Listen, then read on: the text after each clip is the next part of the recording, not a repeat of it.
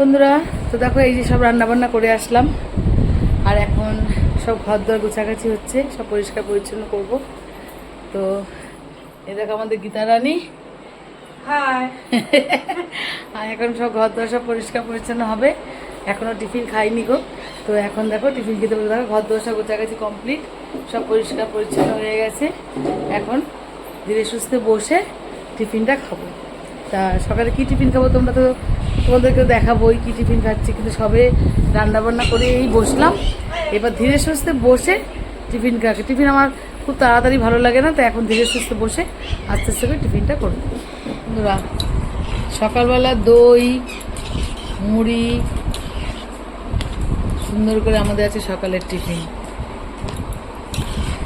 এই নিরামিষে দুবেলা রুটি ভাত মোটেই ভালো লাগবে না, বলো। এক এক সময় এক একটা খেতে হবে। তাই জন্য এখন সকালে টিফিন নিয়েছি, দেখো দই মুড়ি এইসব দিয়ে আজকে সকালে আমরা টিফিন করব। আর এই গরমে দই মুড়ি, টক দই মুড়ি খুব ভালো, খুব পেট ঠান্ডা থাকে, ভালো। এই দেখো আমরা দুজনেই দেখো দই মুড়ি সুন্দর করে মেখে নিয়েছি, এখন আমরা খাবো। আর তোমরা সকালে কে কে টক দই মুড়ি খাও অবশ্যই কমেন্টে জানিও।